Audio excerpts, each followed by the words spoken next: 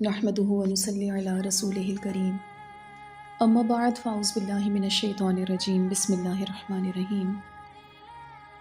Independent مسلم women, مسلمان عورت، خود مختار عورت۔ اسلام نے عورت کو کتنا اختیار دیا ہے۔ صرف اسلام ہی وہ واحد مذہب ہے، وہ ایک دین ہے جس نے عورت کے حقوق کو محفوظ کیا ہے، اس کو حق دیا ہے، زندہ رہنے کا حق دیا ہے، معاشی حق دیا ہے، کہیں انتظامی امور میں اس کی رائے کو اہم قرار دیا ہے۔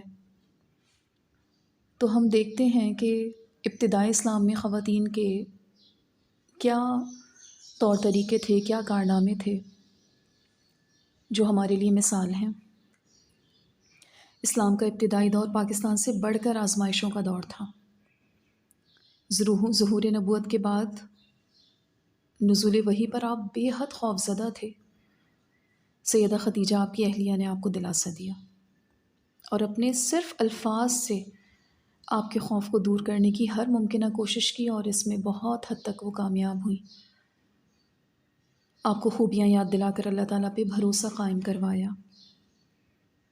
اگر اس ایمان والی پہلی خاتون کی حیثیت دیکھیں تو مکہ کی امیر ترین تاجر بزنس وومن ہے۔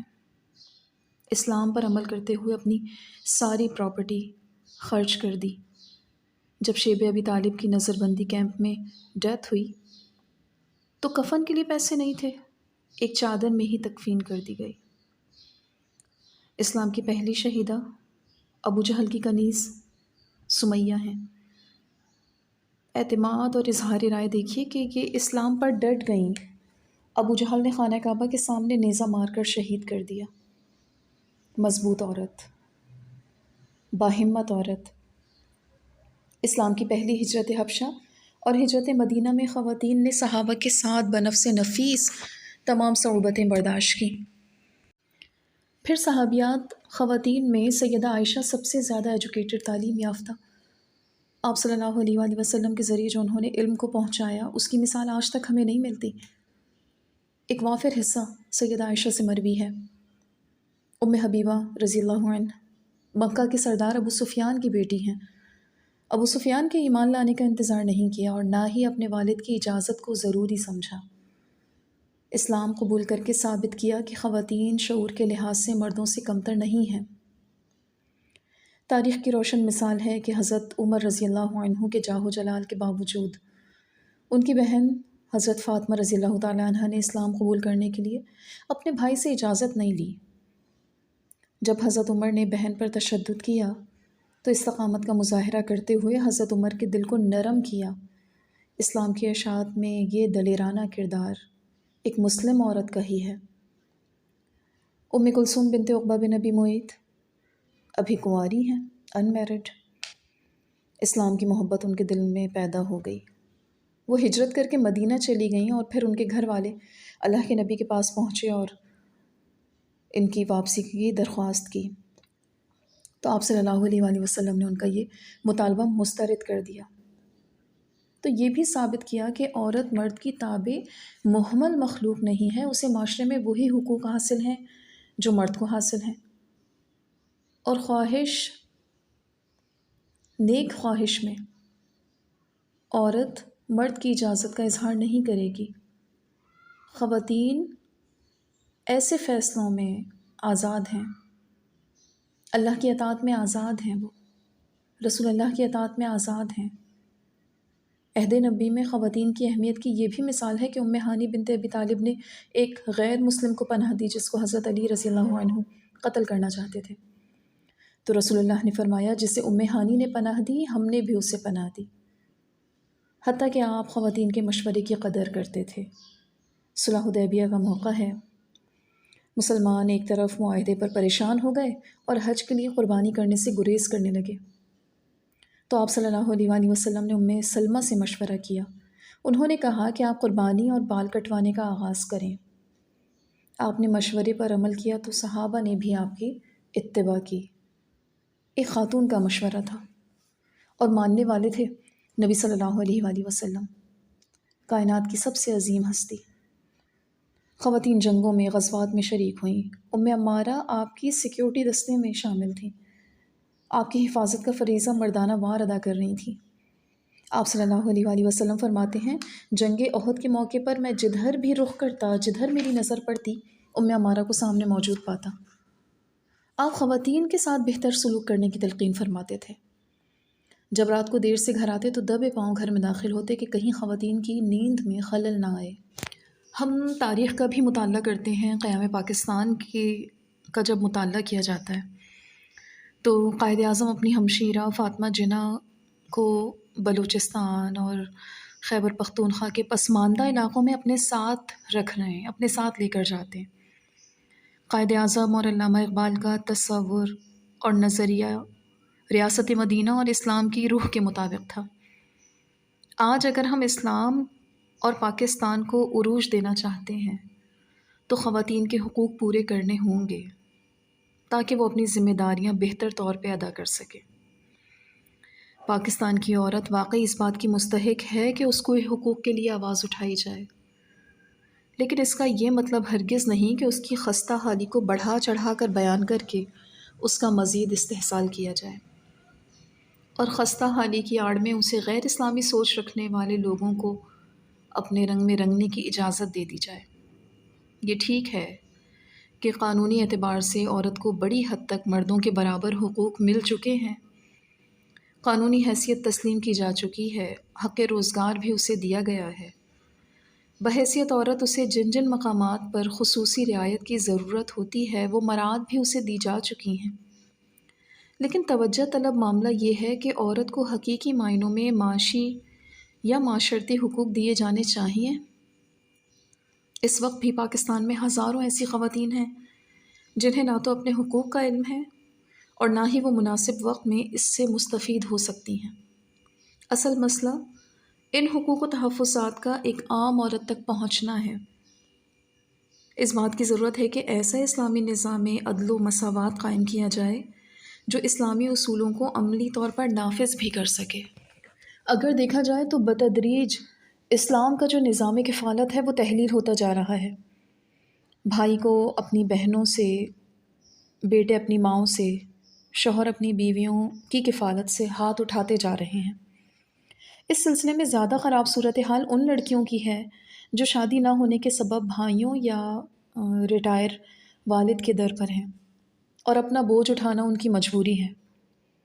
معذور یا نشہ باز یا نکمے مردوں کی زیر کفالت خاندان کی عورتیں یا وہ عورتیں جن کے کفیل نہیں ہیں اپنی ضرورت کے لیے مختلف نوکریاں کر رہی ہیں، پھر ان کے ساتھ جو معاملات ہو رہے ہیں وہاں سے ان کے حقوق کی پامالی ہو رہی ہے۔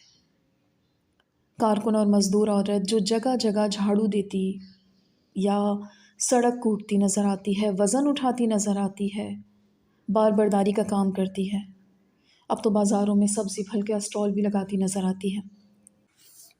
وہ فیشن یا اونچی سوسائٹی میں داخل ہونے کے لیے یا گھر سے باہر کی دنیا کی چکا چوند سے متاثر ہو کر یہ محنت نہیں کر رہی، بلکہ رزق حلال کی تلاش نے اسے یہاں لا کھڑا کیا ہے۔ وہ حیا مردوں کی طرح باہر نکل کر کمانے کی کوشش تو ضرور کی ہے، حالانکہ وہ مجبوری کے باعث مگر یہ عملاً طاقتور اور کمزور کا مقابلہ ہے۔ یہ وہ رزق حلال کی تلاش کی برکت ہے جو اسے خودداری سکھاتی ہے، بے حیا نہیں بناتی۔ حالانکہ وہ کام جو عورت گھر میں برسوں سے کرتی چلی آ رہی ہے، حقوق مساوات ان میں بھی مردوں کی کارکردگی اس عورت کو نظر انداز کیا جانا ممکن ہے۔ اگزامپل لے لیں آپ، شیف ہیں یا ٹیلر ہیں، دھوبی ہیں، ان میدانوں میں بھی مردوں کی مہارت آج عورتوں سے زیادہ ہے۔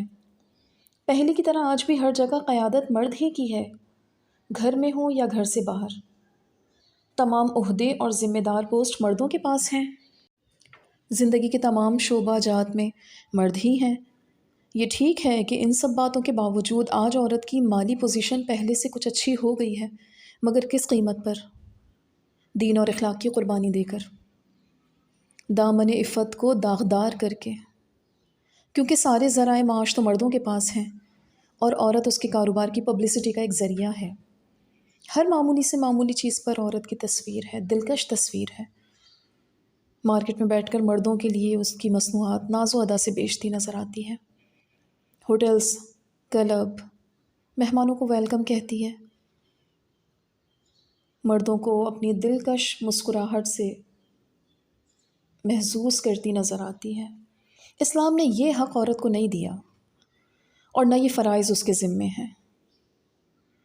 مولانا امین اصلاحی اپنی کتاب میں لکھتے ہیں، ساری برکتیں خاندان کو صرف عورت کی بدولت حاصل ہوئی ہیں۔ اگر عورت کو اس کی جگہ سے ہٹا کر کسی کارخانے یا دفتر میں بھیج دیا جائے تو خاندان کے اندر اس کے سبب جو جگہ خالی ہوگی اسے آپ کسی اور طرح سے پر نہیں کر سکتے۔ دفتروں اور کارخانوں کے لیے آپ کو ہر ساخت اور قابلیت کے لاکھوں کروڑوں آدمی ایسے مل سکیں گے، لیکن گھر کے اندر جو جگہ خالی ہوئی اس کو بھرنے کے لیے آسمان کے نیچے اس عورت کے سوا کسی اور کو پیدا نہیں کیا گیا تھا۔ خواتین کی خود مختاری کو صحیح معنوں میں حقیقت کا روپ اس وقت ملے گا جب خواتین کے حوالے سے معاشرے کے رویوں میں تبدیلی آئے گی۔ خواتین کے ساتھ باقاعدہ ادب احترام پر مبنی باوقار سلوک کیا جائے گا جو اسلامی معاشرے کے لیے لازم ہے، اور ان کے ہر معاملے میں انصاف اور برابری سے کام لیا جائے گا۔ اسلام کی بیٹی کو، پاکستان کی بیٹی کو اغیار نے بہکایا۔ وہ ایک مثال ہے نا کہ ماں باپ جب اپنے بچوں سے پیار نہیں کرتے تو بچوں کو جہاں سے پیار ملتا ہے وہاں پہ وہ ان کی طرف ان کا رجحان بڑھتا ہے اور وہ اپنے ماں باپ سے نفرت کرنے لگتے ہیں۔ تو یہی رویہ مسلمان عورت کے ساتھ ہوا ہے۔ کہیں ان کے حقوق سرپرستوں نے پامال کیے ہیں، کہیں ان کے ساتھ شفقت کا برتاؤ نہیں کیا گیا، تو اغیار نے ورغلایا۔ اغیار نے ان کو سنہرے خواب دکھائے جو حقیقت میں جھوٹے تھے۔ کہیں نہ کہیں ان کے ساتھ بے رحمی ہوئی ہے، زیادتی کا سلوک ہوا ہے۔ اس کا مداوع بھی ہمیں ہی کرنا ہے، مسلم معاشرے کو ہی کرنا ہے، تاکہ معاشرے کو ترقی دینے میں وہی عورتیں سامنے آئیں جنہوں نے اسلام کے مشکل ترین دور کو ترقی و آسانی میں بدل دیا تھا۔ وہ خواتین جو ہماری اسلاف کی تھیں، وہ امہات جو انہوں نے اسلام کو ترقی دی اپنے رویوں سے، آج بھی وہ عورت مطلوب ہے، اور اس کے لیے شفقت کا سلوک، مہربانی کا رویہ، اس سے وہ عورتیں پروان چڑھیں گی۔ اپنے رویے کو اور اپنے سے جڑے ہر فرد کے رویے کو نبوی پیرائے میں ہمیں ڈھالنا ہے۔ آپ صلی اللہ علیہ وآلہ وسلم نے انسان کے بہترین ہونے کے لیے اسے عورت سے جوڑا۔ آپ نے فرمایا خیرکم خیرکم لأہلہ وانا خیرکم لأہلی۔ تم میں سے بہترین وہ شخص ہے جو اپنے اہل و عیال کے لیے بہتر ہو، اور میں اپنے اہل و عیال کے لیے بہتر ہوں۔ تو انسان کے بہتر ہونے کی سب سے پہلی جو دلیل ہے یا سب سے پہلا جو مرکز ہے وہ اہل، گھر والے، ماں، بہن، بیٹی، بیوی، یہ اس کے عظیم ہونے کی علامت ہے۔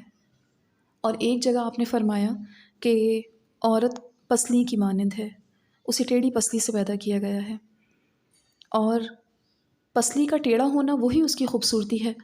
اگر تم چاہو تو اسی طرح اس سے فائدہ اٹھاؤ، اگر تم نے پسلی کو سیدھا کرنے کی کوشش کی تو تم اسے توڑ دو گے۔ تو نبی کریم صلی اللہ علیہ وآلہ وسلم کے احکامات ہمارے لیے گولڈن ورڈز، اسی لیے اسلام نے خاندانی نظام پر اتنا زور دیا ہے۔ خاندانی نظام مضبوط کیسے ہوگا؟ اور خاندانی نظام اگر مضبوط ہوگا تو وہ معاشرہ تہذیب یافتہ ہوگا۔ تو آج معاشرے کی جو کمزوری نظر آتی ہے وہ خاندانی نظام کی دراڑ کی وجہ سے ہے، کیونکہ خاندانی نظام ٹوٹ پھوٹ کا شکار ہے۔ وہاں عورت کو وہ حقوق نہیں مل رہا ہے، خاندانی بنیادی وہ حقوق نہیں مل رہا ہے، اس کا بحیثیت بیٹی، بیوی، ماں وہ احترام نہیں ہے، بنسبت بہن وہ احترام نہیں ہے جس کی وجہ سے وہ باہر نکل آئی ہے۔ تو خواتین کو احترام لازم ہے تاکہ اسلامی جمہوریہ پاکستان میں وہ ریاست مدینہ کی جھلک نظر آئے، وہ مسلم خواتین کی جھلک نظر آئے، وہ مسلم خواتین کا کردار نظر آئے جو ہمیں امہات المؤمنین کی شکل میں مائیں ملتی ہیں، حضرت خنسا کی شکل میں ماں ملتی ہے۔ اسی طرح ام حبیبہ بنت سفیان اور فاطمہ بنت محمد جیسی بیٹی سامنے آئے، خدیجہ بنت خویلد اور عائشہ صدیقہ رضی اللہ تعالیٰ عنہ، ام سلمہ جیسی ازدواج نظر آئیں۔ پھر اسلام کا بول بالا ہوگا، اسلامی نظام وجود میں آئے گا، اسلامی نظام پنپتا رہے گا۔ اسلامی جمہوریہ پاکستان وہ مسلم عورتوں کا نظام ہوگا۔ وآخر دعوانا ان الحمد للہ رب العالمین۔